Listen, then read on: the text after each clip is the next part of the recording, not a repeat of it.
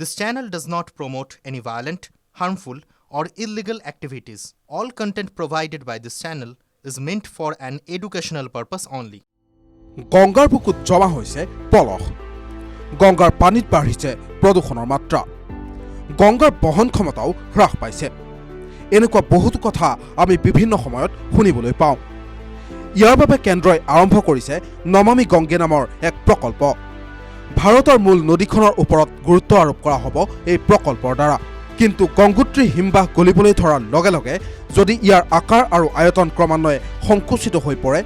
গোমুখ যদি বিলুপ্ত হৈ পৰে তেন্তে কি হ'ব সাধাৰণভাৱে চাবলৈ গ'লে গোলকীয় উষ্ণতা বৃদ্ধিৰ বাবে এনে হৈছে কিলোমিটাৰৰ পাছত কিলোমিটাৰ সংকুচিত হৈছে গংগোত্ৰী কিন্তু গংগোত্ৰীৰ ভাগ্য কেৱল গংগাত বিলীন হয় নেকি উত্থাপন হৈছে এনে বহু প্ৰশ্ন ইয়াৰ ওপৰত কেইবাটাও গৱেষণা কৰা হৈছে বহুকেইটা গৱেষণা এতিয়াও চলি আছে সকলোৱে কৰিছে বিপদজনক ভৱিষ্যতবাণী উদাহৰণস্বৰূপে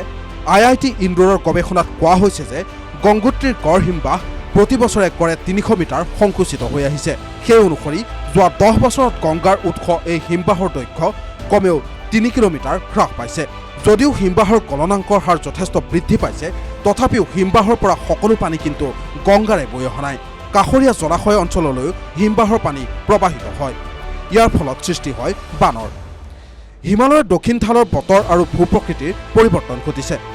ভূতত্ত্ববিদ আৰু জলবিজ্ঞানীসকলৰ মতে গংগোত্ৰী হিমবাহৰ দৈৰ্ঘ্য হ্ৰাস পোৱা আৰু গংগাৰ প্ৰবাহৰ মাজত প্ৰত্যক্ষ সম্পৰ্ক আছে যদি গংগা নদী সংকটত পৰে তেন্তে উত্তৰ ভাৰতৰ বিশাল সমভূমি আৰু গংগা নদীৰ ওপৰত নিৰ্ভৰশীল দেশৰ 70% জনতাৰ ভৱিষ্যতলৈ সংকট নামি আহিব বুলি একাংশ বিজ্ঞানীয়ে আশংকা কৰিছে news desk report TV9 Assam